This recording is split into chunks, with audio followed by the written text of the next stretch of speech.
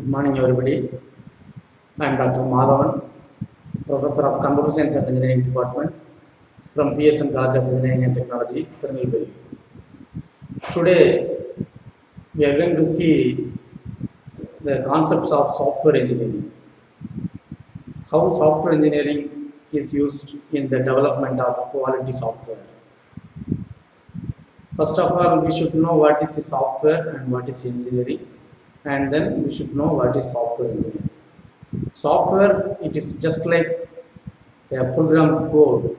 It is an executable code which serves some computational purpose. Software is considered to be collection of executable programming code. That means software is number of codes which can be executed to solve a particular task. And also software is associated with several libraries and documentations. Software, it is meant for a specific requirement, and it is also called as software product. So a software product can be a usable one for the purpose of several tasks achievement. And engineering is all about developing products using well-defined principles and methods. So engineering, it is about developing the products using well-defined principles and methods. Okay, then now we can see what is software engineering. It is an engineering branch associated with the development of software products using well-defined principles, methods and procedures. And when using software engineering, the outcome of the software product will be very efficient and reliable. And according to IEEE, what is the definition for software engineering? The IEEE defines software engineering as the application of a systematic, disciplined, quantifiable approach to the development, operation and maintenance of software. That means the software product should be quantified and it should be a quantifiable approach to the development. First of all, it is software development, then further it is software operation, and further it is software maintenance. That is the application of engineering to software. And according to Fritz Bowser, a German computer scientist, defines software engineering as it is the establishment and use of sound engineering principles. Why we are using sound engineering principles is in order to provide quality, we are using sound engineering principles. And also it should be more economically reliable. And also it should be reliable and work efficiently on real machines. Okay, this is about software engineering. And what about the evolution of software? The evolution of software, what is the meaning of evolution? In general, evolution is the further development, how it will be evolved. So software evolution is referred as developing a software product using software engineering principles and methods. This is called software evolution. This includes the initial development of software as well as its maintenance and its updations till the desired outcome will be developed, which satisfies the expected requirements. Here we have to speak about the quality.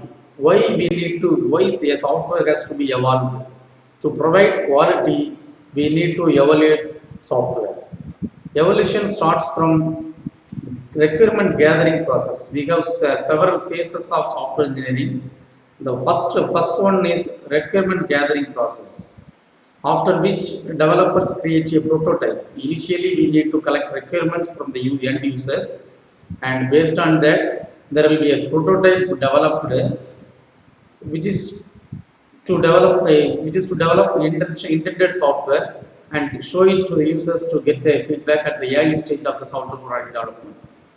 Whenever the user suggests changes, the consecutive updates and maintenance keep on changing too. This process changes to the original software till the desired software is accomplished. Okay, what are the laws? There are some laws in software evolution. First law is about static type. It is also called as S type.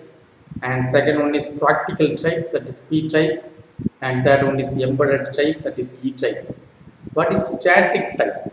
In static type, this is a software which works strictly according to the defined specifications.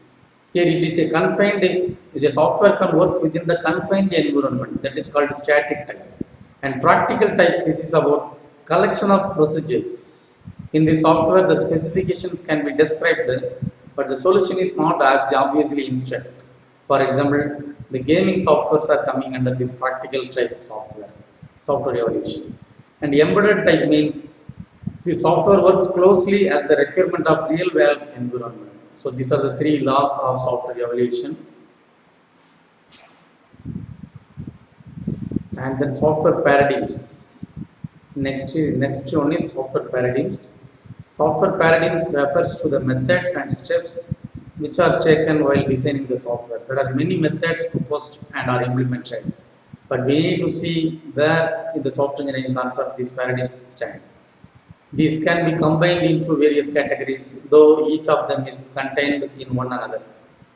Software development, software programming, and software design. What is software development paradigm? This paradigm is known as software engineering paradigm, where all the engineering concepts pertaining to the development of software are applied. It consists of design, maintenance, and programming. In programming paradigm, there are three things included. One is coding, and another one is testing, and another one is integration. Then why we need software engineering? That is very, very important. The need of software engineering day to day it arises because of higher rate of change in the user requirements. Whenever user is changing their requirements, we need software engineering. So following are some of the needs stated. Large software. It is easier to build a wall than a house or building. Likewise, as the size of software becomes large, engineering has to step to give it to a scientific process. Scalability. When we speak about scalability, when we speak about software engineering, we need to speak about scalability. Scalability means it would be easier to recreate new software than to scale an existing one. And then about cost. As hardware industry has shown its skills and huge manufacturing has lowered down the price of computer and electronic hardware. But cost of the software remains high if proper process is not adopted. If the proper process is not adopted, automatically the cost of the software will be high. And when the dynamic nature of the software, it also reflects in the cost of the software. Dynamic nature means whenever users are changing their requirements, the software grows and the software has to adapt the environment in which the user works.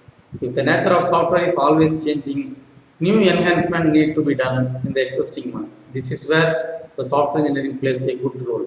And next one is the important aspect of software engineering, that is quality management. Quality management is very, very important for the betterment of software development process. Next thing is about characteristics of software. What are the characteristics? There are three things: operational, transitional, and maintenance. Operational, it tells about how well the software works in its operation. It can be measured on the following factors. They are budget, usability, efficiency, correctness, functionality, dependability, security, and safety. Transitional. This is important when the software is moved from one platform, that is transition from one platform to another platform. Here, the portability is very, very important. The operating system portability, the interoperability, the reusability, and the adaptability. These four T's are very important in case of this transitional character, since a software can be used in multiple platforms. And next is maintenance. How can we maintain a software product? According to its capability. Based on its capability only, we can maintain the software. We can maintain the software in the following ways: based on its modularity, based on its maintainability, based on its flexibility, and based on its scalability. Modularity means number of modules. How many number of modules are there in the software? That is one case. Second one is maintainability. Maintainability is about the scalability, size of the software, and the flexibility, how well we can work with the software. That is called flexibility. And then scalability. And next is software development life cycle. It is simply denoted as SDLC.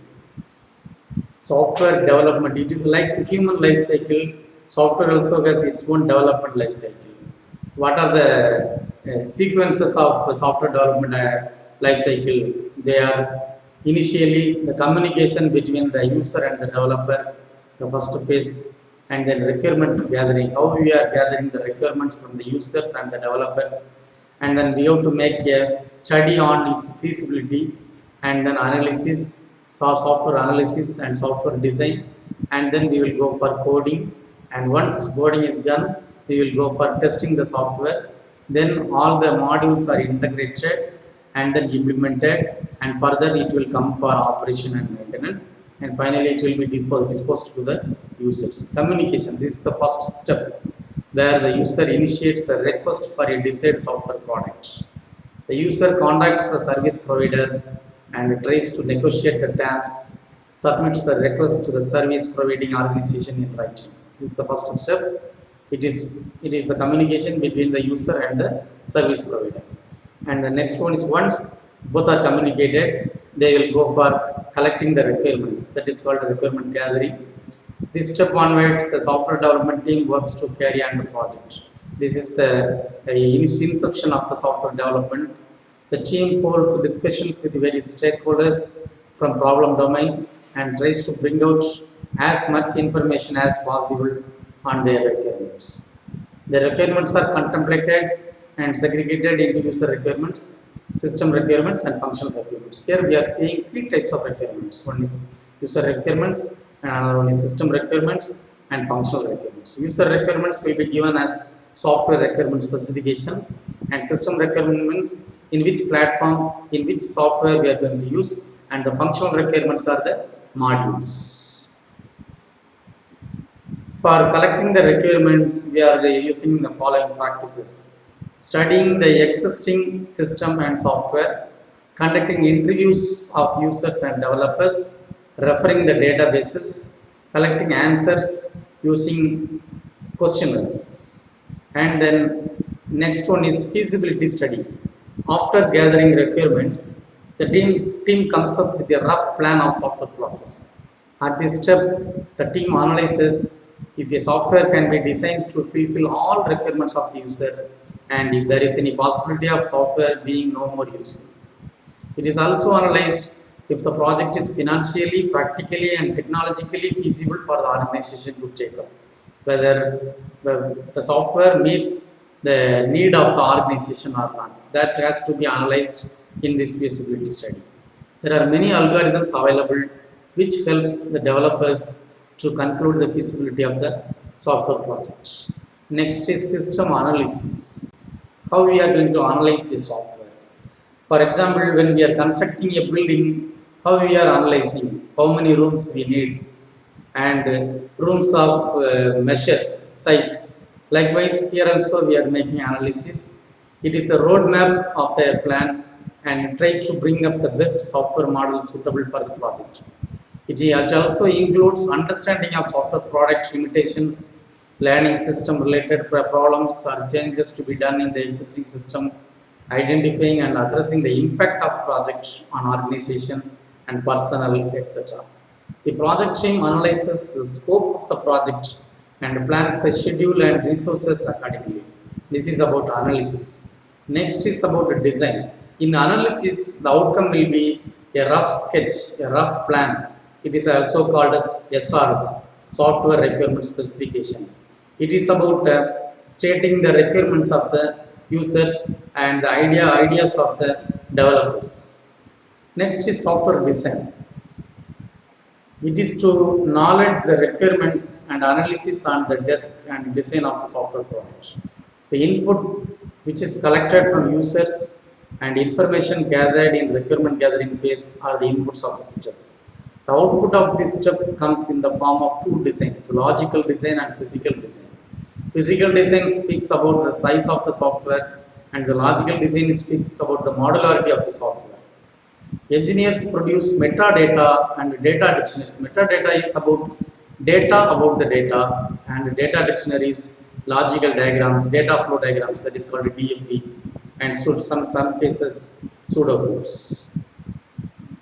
Next is coding. This step is also known as programming phase. Here we are making programs. Here we are making codes. The implementation of software design starts in terms of writing program code in the suitable programming language and developing error-free executable programs efficiently. And then next is testing. An estimate says that 50% of whole software development process should be tested. Errors may ruin the software from critical level to its own removal. Software testing is done while coding by the developers, and thorough testing is conducted by testing experts at various levels of code such as module testing, program testing, product testing, in-house testing, and testing the product at user's end. Early discovery of errors and their remedy is the key to reliable software. And then integration. Integration is about the software needs to be integrated with the libraries and the database. That means the software has to be linked with the libraries and the backend, that is database. This stage of SDLC is involved in the integration of software with outer world entities. And next is implementation. This means installing the software on user machines. After developing the software, it needs to be installed. At times, software needs post-installation configurations at user end. Software is tested for portability and adaptability, and the integration related issues are solved during implementation. And next is about operation and maintenance. This phase confirms the software operation in terms of more efficiency and less errors. That is why we are doing testing. Without any error, the software has to work. If required, the users are trained on or aided with documentation on how to operate the software and how to keep the software operational. The software is maintained timely by updating the code according to the changes taking place in user and the environment or technology. This phase may face challenges from hidden bugs and real-world unidentified problems. Next is about different types of paradigms, software development paradigms. The software development paradigms helps a developer to select a strategy to develop the software. A software development paradigm gets its own set of tools, methods, procedures, which are expressed clearly and define software development lifecycle. We are seeing few models, that is few paradigms. First one is waterfall model. Why this name is like waterfall model means it like how water is flowing. Based on that, here we are making steps. That is why this is called as waterfall model. In waterfall model, the following steps are maintained. One is requirement gathering and system analysis and design, coding, testing, implementation, operation and maintenance. This model assumes that everything is carried out and taken place perfectly as planned in the previous stage, and there is no need to think about the past issues that may arise in the next phase. This model does not work smoothly if there are some issues left at the previous step. The sequential nature of the model does not allow us go back. Here, how water will not go back, like here also we cannot go back from one method, one step to another, the previous step. That is called the sequential nature of this model. This model is best suited when developers already have designed and developed similar software in the past and are aware of all its domains. And another one model is iterative model. Iteration means increment. It is also called as incremental model. This model leads the software development process in iterations. It projects the process of development in cyclic manner, repeating every step after every cycle of SDLC process. Here also we have the same type of process, that is communication, analysis, design, coding, testing, and maintenance. Once once coding is done, once coding is done, it will be tested, and further it will be used for executable tasks. On every iteration, more features and modules are designed, coded, tested, and added to the software.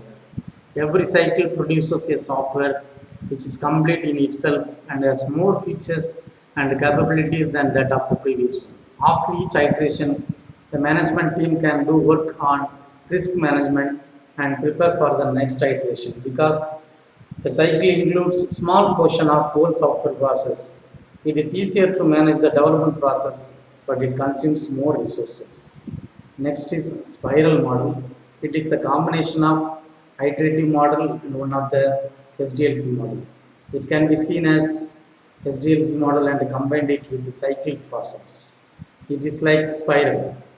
Here also the process starts with communication. Here we have one more feature we are adding extra, that is risk management. That it is simply called as RMM, risk management and mitigation. And also here we are developing prototypes, and based on that prototype, software is designed and coding is done, and then integration and testing is done, and finally it will be released for use of the user. This model considers risk which often goes on unnoticed by most other models. The model starts with determining objectives and constraints of the software at the start of one iteration. Next phase is of prototyping the software. This includes risk analysis. Then one standard SDLC model is used to build the software. The fourth phase of the plan of next iteration is prepared. And next is V model. It is like in a V shape, we are calling this as V model. It is also starts with requirement gathering, system analysis, software design, module design, unit testing, integration testing, system testing, and acceptance testing. Here we have two added features, that is verification and validation. Verification means whether we are building the right product. Whenever the software development is going on, the verification is done. Validation is done once the product is completed. That is why validation is defined as whether the product is workable or not. At every stage, test plans and test cases are created to verify and validate the product according to the requirement of that stage. For example, in requirement gathering stage, the test team prepares all the test cases in correspondence to the requirements. Later, when the product is developed and is ready for testing, test cases of this stage verify the software against its validity towards requirements at this stage. This makes both verification and validation go in parallel. This model is also known as verification and validation model, V model. Big Bang model. This model is the simplest model in its form. It requires little planning, lots of programming, and lots of funds. This model is conceptualized around the Big Bang of universe. As scientists say that after Big Bang, lots of galaxies, planets, and stars evolved just as an event. Likewise, if we put together lots of programming and funds, we may achieve the best software product. It considers time, efforts, and resources. This Big Bang model considers time, efforts, and resources. This model needs a small amount of planning, and it does not follow any process, or at times the customer is not sure about the requirements and feature needs. So the input requirements are arbitrary. This model is not suitable for large software products, but good one for learning and experimenting. This is about software paradigms. Next is software project management. How we are managing the software project. Initially, we need to know what is software project. The software project is the complete procedure of software development, from requirement gathering to testing and maintenance, carried out according to the execution methodologies in a specified period of time to achieve intended software product. Need of software project management. Software is said to be an intangible product. Software product is classified into tangible products and intangible products. Software development is a kind of all new stream in world business, and there is very little experience in building software products. Most software products are tailor-made to fit clients' requirements.